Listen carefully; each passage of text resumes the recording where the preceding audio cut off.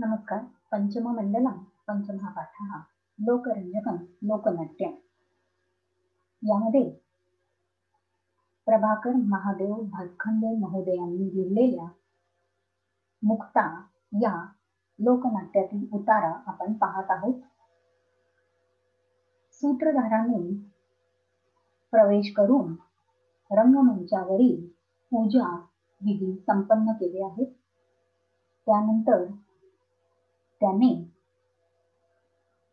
आर्येला नाटक सादर करण्यासाठी हाक मारली आहे, परंतु तिचे असे म्हणणे आहे की लोक पुराण कथांना कंटाळले आहेत, ते प्राचीन नाटक पाहू इच्छित नाही आणि त्यामुळे ती अभिनय करणार नाही.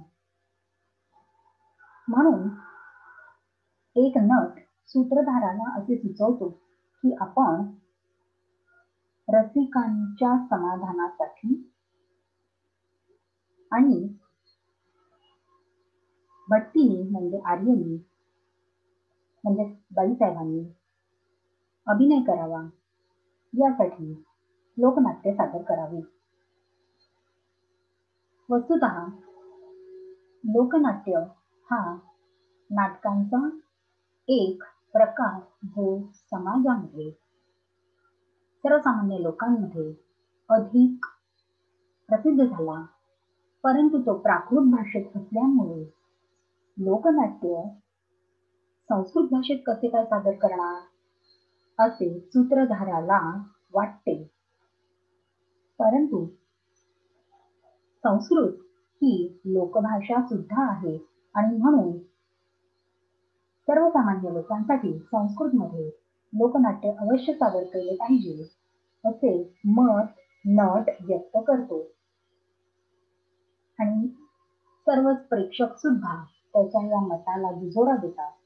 म्हणून सर्वप्रथम हे लोकनाट्य करण्यासाठी सूत्रधार नटाला परवानगी देतो आणि हा नट सर्व नट, चेटक, गायक, वादक, नर्तक आणि बाईसाहेबांनाही बोलवतो आणि हे सगळे प्रवेश करतात तेव्हा एक प्रार्थना सादर केली जाते. या प्रार्थनेला गण असे म्हणतात. या प्रार्थनेमध्ये सर्वांना आनंद देणाऱ्या आणि सिद्धी आणि बुद्धी यांचा स्वामी असलेल्या गणराजाची प्रार्थना केली जाते. लोकांच्या मनोरंजनासाठी, नाट्यप्रयोगाच्या यशासाठी नटांना कलाज्ञान दे अशी विनंती करून हा लोकनाट्याचा प्रयोग सुरू होतो. नटः अये कथं पेंद्या आगतः.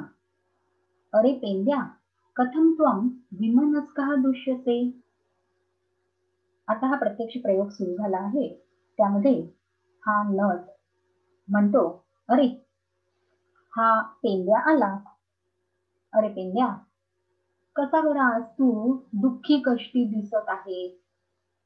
आता पेंद्या हे पात्र आहे.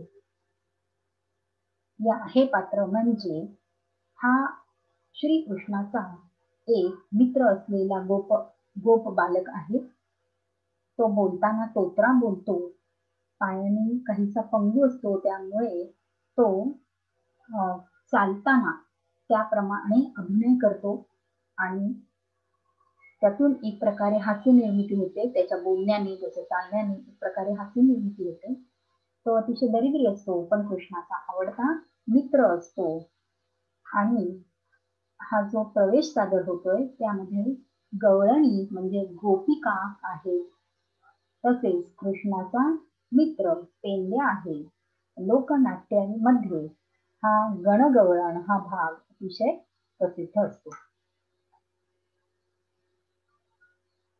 पेंद्या अरे मुक्ता हे बंधू वंचितः अस्मि मुक्तया कथमेषा प्राप्तव्या वशी कर्तव्या.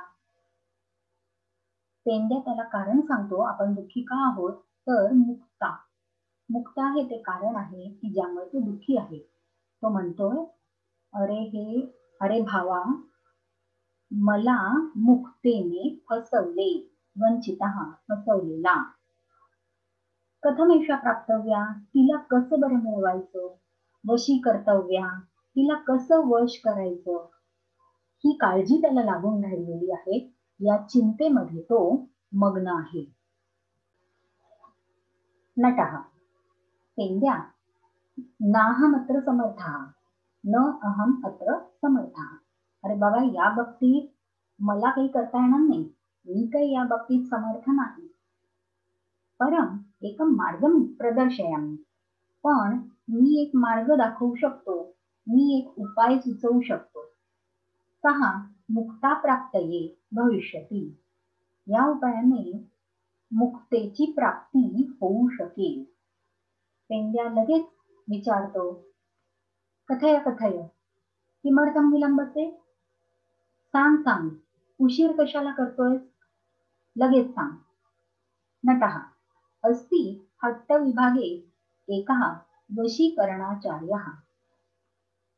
हट्ट विभाग, बाजार हाट असं आपण जे म्हणतो तो हा हट्ट, म्हणजेच जेथे बाजारपेठ असते, दुकानं असतात, असा हा विभाग. त्या ठिकाणी एक वशीकरण आचार्य आहे. तमेव पृच्छावः. त्यांना जाऊन आपण दोघे विचारूया.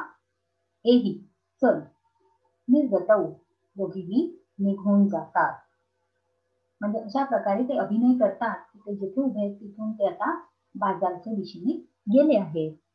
पुन्हा प्रविशतः पेंद्या नटश्च, आणि मग पुन्हा प्रवेश करतात. म्हणजे आता जणू काही ते त्या हट्ट विभागामध्ये म्हणजे बाजारपेठेमध्ये पोहोचलेले आहेत आणि तिथे त्या वशीकरण आचार्याच्या जवळ ते जातात. भृंगाचार्य हा प्रविशती. आता भृंगाचार्य म्हणजे ते वशीकरण करणारे आचार्य प्रवेश करतात. आता हे दोघे जण त्यांच्याजवळ जातात. भृंगाचार्य हा ओम भ्रूम भ्रूम भ्रूम भ्रूम. भृंगाचार्य अशा प्रकारे जणू काही जप करत आहेत, असा आविर्भाव करत आहेत. आणि म्हणूनच त्यांचं नाव म्हणजे भुंग्याप्रमाणे आवाज काढतायत म्हणून त्यांचं नाव भृंगाचार्य हा असं आहे. असा अभिनय जणू काही इथे केला आहे. नटः, पेंद्या एषः भृंगाचार्यः. अरे पेंद्या, हे बघ, हे ते भृंगाचार्य. पादवंदनं क्रियताम्. त्यांच्या पाया पड, त्यांच्या पायाला हात लावून वाकून नमस्कार कर. पेंद्या म्हणतो, महाराज, एका सुंदरी वशी कर्तव्या. अशा प्रकारे मग पेंद्या नमस्कार केल्याचा अभिनय करेल आणि मग म्हणेल, महाराज, एक सुंदर स्त्री वश करायची आहे. भृंगाचार्य त्यावर लगेच म्हणतात, कृता, केली. पेंद्या विचारतो, किम कृता, काय केली? भृंगाचार्य म्हणतात, वशीकृता, वश केली. आणि कसं काय? अतीव सुकरम एतर. हे तर अतिशय सोपं आहे. म्हणजे हे जे काम मला सांगितलं त्यात काहीच कठीण नाहीये. परम, पण तदर्थम पंच सुवर्ण मुद्रा हा दातव्या. त्यासाठी तुम्ही मला 5 सुवर्ण मुद्रा दिल्या पाहिजे. त्यावर पेंद्या म्हणतो, युज्यते युज्यते, ठीक आहे ठीक आहे, गृह्णातु भवान, चालेल, हे घ्या. पंच सुवर्ण मुद्रा हा ददाती, असं म्हणून त्यांना 5 सोन्याच्या मुद्रा देतो. अधुना कथय, आता सांगा, कदा सा वशमिष्यति, कधी बरं ती मला वश होईल? वसुधा हा पेंद्या दरिद्री आहे आणि त्याच्या दृष्टीने 5 सुवर्ण मुद्रा ही रक्कम खर तर मोठी आहे, पण त्या मुक्ता नावाच्या सुंदरीला प्राप्त करण्यासाठी तो एवढा मोठा त्याग करायला तयार आहे. आणि म्हणून त्याने लगेच 5 सुवर्ण मुद्रा काढून दिल्या आणि त्या आचार्यांना विचारलं की आता सांगा की मला ती कधी वश होईल. भृंगाचार्यः, एतन्मलिनं वस्त्रं परित्यज्य आकर्षकाणि वस्त्राणि परिधेयानि. हे असं मळलेलं वस्त्र टाकून देऊन आकर्षक वस्त्रे धारण कर. छान कपडे घातले पाहिजे असं भृंगाचार्य या पेंद्याला सांगत आहे. पेंद्याने मलिन वस्त्र घालण्याचं कारण काय? त्याचं दारिद्र्य त्यामागचं कारण आहे. हा विचार न करता भृंगाचार्य मात्र त्याला आकर्षक नवीन कपडे धारण कर, कारण खरोखर वस्त्रांमुळेच खर तर योग्यता प्राप्त होते, असं एका सुभाषितात म्हटलंच आहे. वासः प्रधानम खलु योग्यतायाः. आणि म्हणून भृंगाचार्य सुद्धा इथे त्याला नवीन कपडे घालण्यास सांगत आहे. ततश्च सौंदर्य प्रसाधनैः मुखमंडनं कार्यम. त्यानंतर सौंदर्य प्रसाधनांनी छान चेहऱ्याची शोभा वाढवायचं काम कर. सौंदर्य प्रसाधनांचा उपयोग करण्याची विद्या तर भारतीयांना प्राचीन काळापासून ठाऊक आहे. त्यामुळे त्याचा वापर करायचा आणि आपला चेहरा अधिक सुशोभित करायचा. सदैव तां परितः भृंगेणैव गुंजनं कार्यम.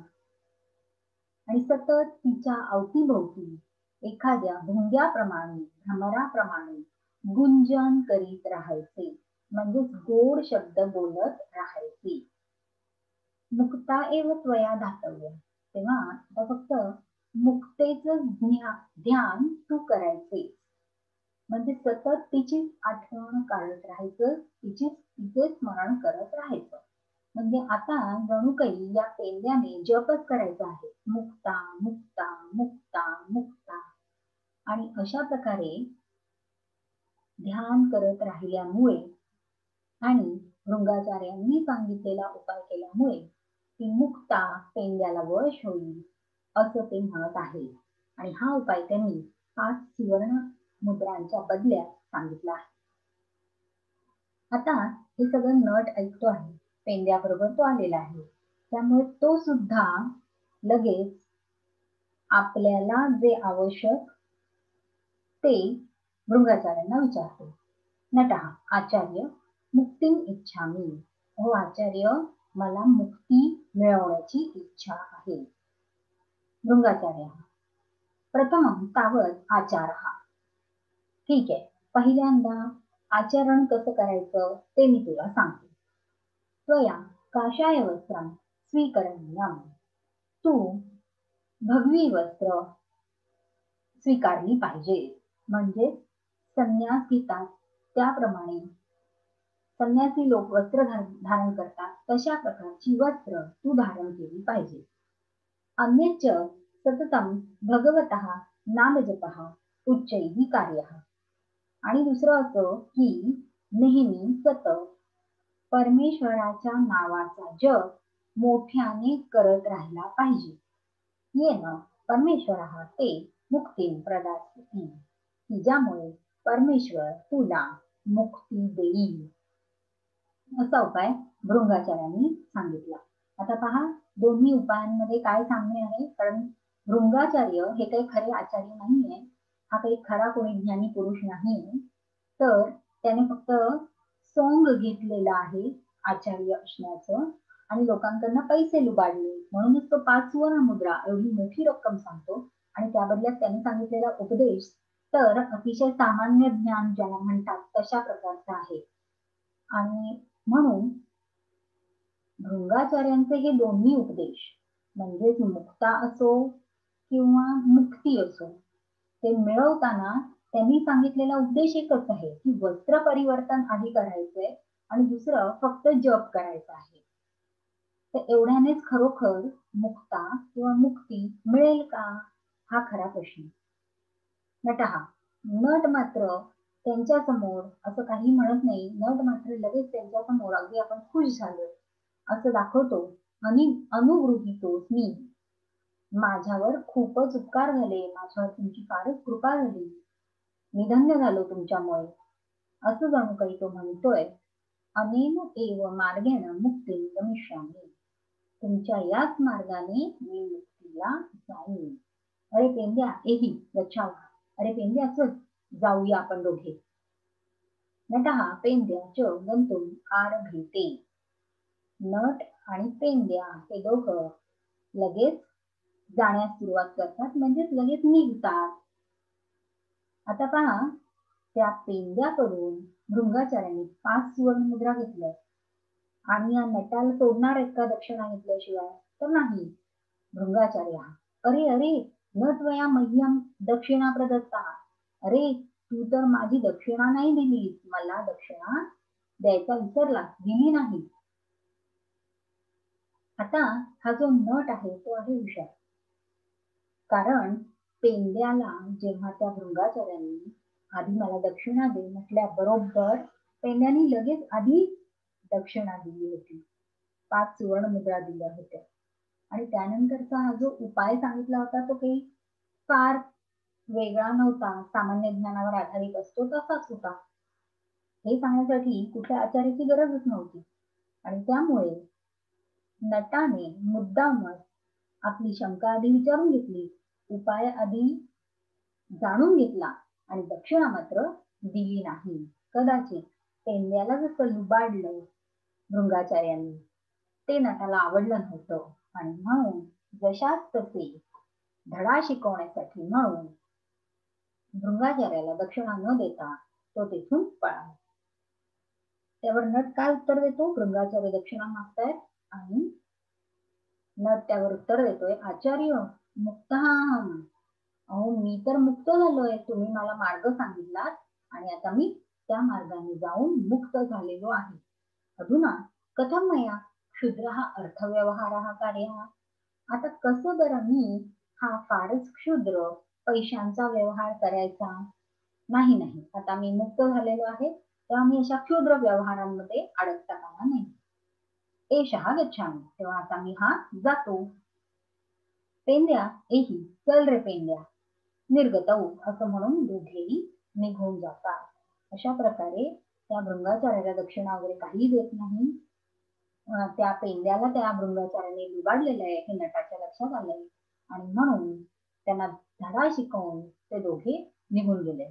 भृंगाचार्य, अरे मम दक्षिणा, मम दक्षिणा, अरे माझी दक्षिणा द्या, माझी दक्षिणा द्या. तौ अनुधावती, असं म्हणून त्या दोघांच्या मागोमाग हा भृंगाचार्य धावतो. अशा प्रकारे हा प्रवेश संपतो. तेव्हा त्या भृंगाचार्याला अशा प्रकारे फसवून आणि चुकवून ते दोघे जण पेंड्या आणि नट वेगळ्याच मार्गाने दुसरीकडे येतात. प्रविशन्ति पेंड्या नटः तथा वृद्ध गोपः, आणि वाटेमध्ये त्यांना हा एक वृद्ध गोप विरागः नावाचा गोप हा त्यांना भेटतो. विरागः, श्रुतं मया सर्वं, मी सर्व ऐकलं. आता हा विराग या बाजारपेठेच्याच एखाद्या गल्लीमध्ये किंवा तिथेच आसपास कुठतरी होता आणि भृंगाचार्यांबरोबर ह्या पेंड्या आणि नटाचा जो संवाद झाला तो त्याने ऐकला आणि त्यामुळे गल्ली बोळांमध्ये त्या भृंगाचार्याला चुकवून हे दोघे जण तिथून पळालेत. विराग त्यांना भेटलाय आणि त्यांना म्हणतोय, श्रुतं मया सर्वं, मी सर्व काही ऐकले. अनेन मार्गेण न मुक्तेः नवा मुक्तायाः प्राप्ती भविष्यति. या भृंगाचार्यांनी सांगितलेल्या मार्गाने मुक्ती सुद्धा मिळणार नाही किंवा मुक्ता सुद्धा मिळणार नाही. मुक्तीची किंवा मुक्तेची कोणाचीही प्राप्ती या उपायाने होणार नाही. शृणु, ऐक, अरे प्रीतीविषये तथा मोक्षविषये बाह्योपचाराः न गण्यन्ते. अरे प्रेमाच्या बाबतीत असो किंवा मोक्षाच्या बाबतीत असो, त्या बाबतीत बाह्य उपचार म्हणजेच फक्त शारीरिक गोष्टी महत्वाच्या नसतात. केवळ बाह्य उपचारांकडे, केवळ बाह्य कृतींकडे लक्ष द्यायचं नसतं.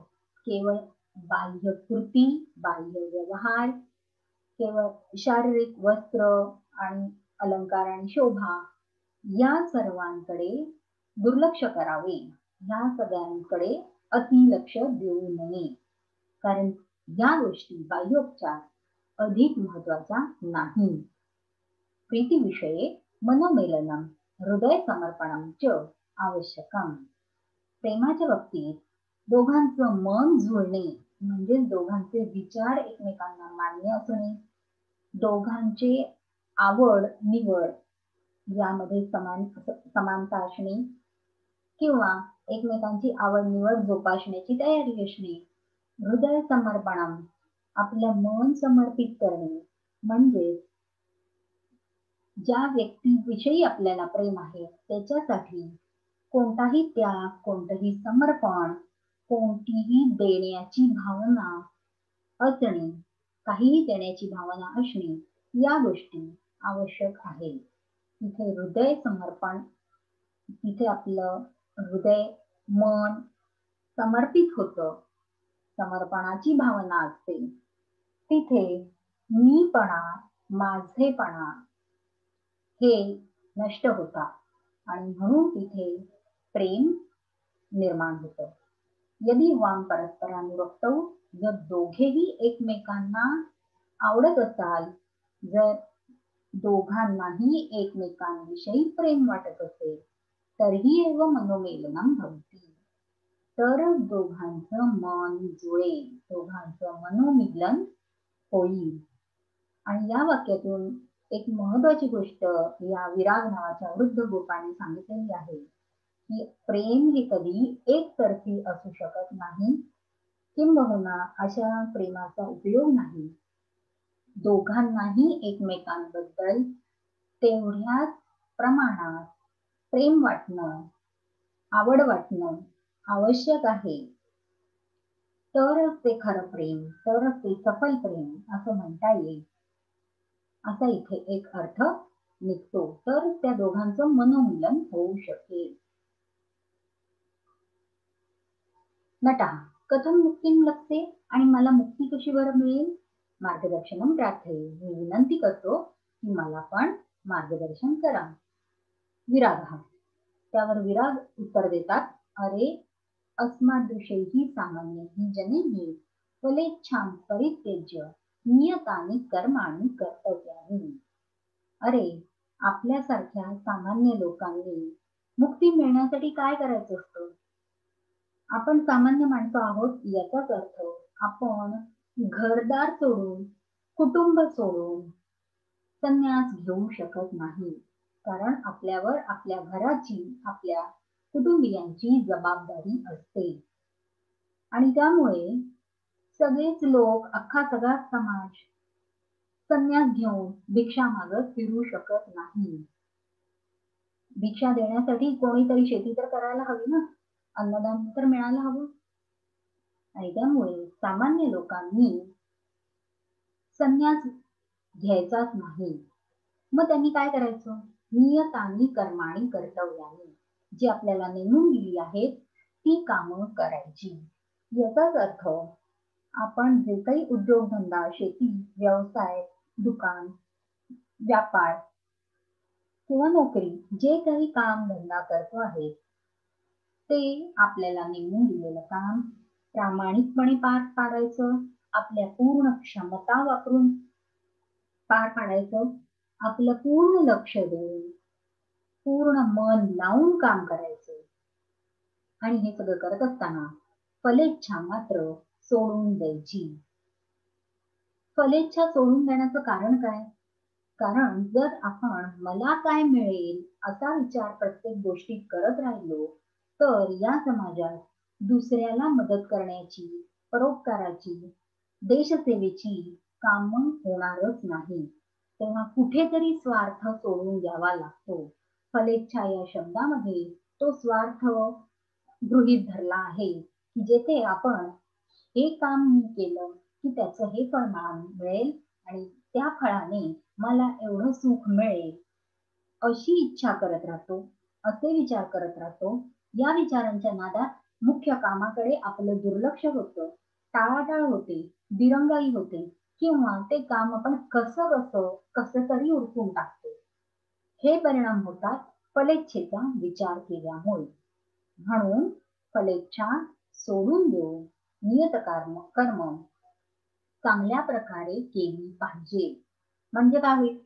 कर्मणा पूजितः ईश्वरः अस्मभ्यं मुक्तिं दास्यति इति मे विश्वासः.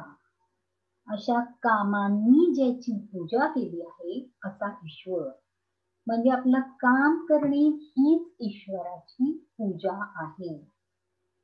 कांदा मुळा भाजी अवघी विठाई माऊली असं म्हटलेलं आहे. म्हणजे शेतकऱ्यांसाठी जे शेती पिकवतात तेच ईश्वराची पूजा असते. अशा प्रकारे प्रत्येक व्यक्तीला तो जे नियत कार्य करत असतो ते कार्य ही ईश्वरांची पूजा असते. जसं दरिद्री नारायणाची सेवा हीच ईश्वर सेवा आहे, अशी इत्यादी वाक्य प्रसिद्ध आहे. याचं कारण आपलं कर्म प्रामाणिकपणे आपल्या पूर्ण क्षमता वापरून आणि मनापासून करणे ही ईश्वराची पूजा असते. मग असा ईश्वर अस्मभ्याम आपल्याला मुक्तीं दास्यति मुक्ती दे इति मे विश्वासः, असा माझा विश्वास आहे. आणि असा माझा विश्वास आहे असा हा गोप का म्हणतो? कारण श्रीकृष्णानेच भगवद्गीतेत सांगितलं आहे की फळाची आशा सोडून देऊन आपली नियत कर्म नेहमी करत राहा. आणि म्हणून ईश्वराने स्वतः सांगितलं त्याच्या उपदेशानुसार आपण जर वागलो तर तो ईश्वर आपल्यावर प्रसन्न होईल आणि आपल्याला पाहिजे असलेली मुक्ती तो अवश्य देईल, असं या विरागला वाटतं. आणि म्हणून त्याने केलेला हा योग्य उपदेश आहे. तो पेंड्याला नटाला अर्थातच पटतो, मान्य होतो, योग्य वाटतो. आणि म्हणून ते दोघे जण म्हणतात, हो हो आवामपि एवं श्रद्धध्वहे, आम्हा दोघांची सुद्धा ही श्रद्धा आहे. आम्हा दोघांना सुद्धा हाच विश्वास वाटतो. आणि मग ते हाक मारतात, भो पेंड्या नटाः चेटाः गायकाः वादकाः नर्तकाः आगच्छत. अरे सर्वांनो इकडे या. पेंड्या असेल, नट असतील, इतर दास, गायक, वादक, नर्तक सर्वांनो इकडे या.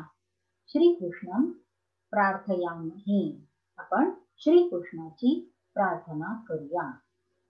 अशा प्रकारे रंगमंचावर सूत्रधार, त्यानंतर भट्टिनी आणि हे सगळे नट चेट गायक वादक नर्तक हे सगळे प्रवेश करतात. सर्वे प्रविशन्ति गायन्ति आणि हे पुढील श्लोक गायन करतात, पुढील श्लोकाचे गायन करतात. सर्वान् गोपान् अवतु भगवान सौख्यदाता भवेन्नः. सर्व गोपांना भगवान श्रीकृष्णाने सुरक्षित ठेवावे, सर्वांचे रक्षण करावे. हा भगवान श्रीकृष्ण आम्हाला सौख्यदाता होऊ दे, आम्हाला सुख देवो. प्रीत्याबद्धो हृदय कमले मित्र कृष्ण सदास्तु. आणि प्रेमामुळे ज्याला आम्ही बांधून ठेवलं असा हा आमचा मित्र श्रीकृष्ण आमच्या हृदय कमलामध्ये सदा म्हणजे नेहमी राहू दे. म्हणजे काय प्रार्थना केली आहे की भगवान श्रीकृष्ण हा आमचा मित्र आहे, त्याने आम्हाला सुख द्यावे, त्याने आमचं संरक्षण करावं आणि त्या बदल्यात आम्ही मात्र कायम त्याच्यावर प्रेम करत राहू. आम्ही त्याच्यावर इतके प्रेम करत राहू की तो नेहमी कायम आमच्या हृदयरूपी कमळामध्ये निवास करेल. जणू काही आपल्या प्रेमाने त्या कृष्णाला आम्ही बांधून ठेवू, आमच्या समवेत ठेवू, आमच्यामध्ये आमच्या हृदयामध्ये ठेवू, असं हे सर्वजण म्हणत आहे. आणि अशा प्रकारे प्रार्थना म्हटल्यानंतर सूत्रधार हा तथास्तु तथास्तु तथास्तु तथास्तु, तसंच होऊ दे, असेच होवो, अशा अर्थाचं हे वाक्य म्हणतो. कोणतीही चांगली इच्छा व्यक्त केली की तसेच होऊ दे असा दुजोरा द्यायचा असतो, असे अनुमोदन द्यायचं असतं. कोकणामध्ये जेव्हा देवाची प्रार्थना केली जाते त्यावेळी असंच एक म्हणण्याची पद्धत आहे की त्यामध्ये देवाला म्हणतात की देवा पाऊस पाणी चांगलं होऊ दे, की त्यावर इतर सगळ्या जणांनी होय महाराज असं म्हणायचं असतं. तर अशा प्रकारचं हा तथास्तु हा अ, इथेही तथास्तु असं म्हटलेलं आहे की तसेच होऊ दे. आणि अशा प्रकारे सर्वांसाठी मंगल कामना करून आणि आपल्या हृदयामध्ये परमेश्वराला नेहमी बांधून ठेवा, प्रेमाने बांधून ठेवा. असं जणू काही उपदेश करून इथे हे गणगवळण समाप्त झाले आहे.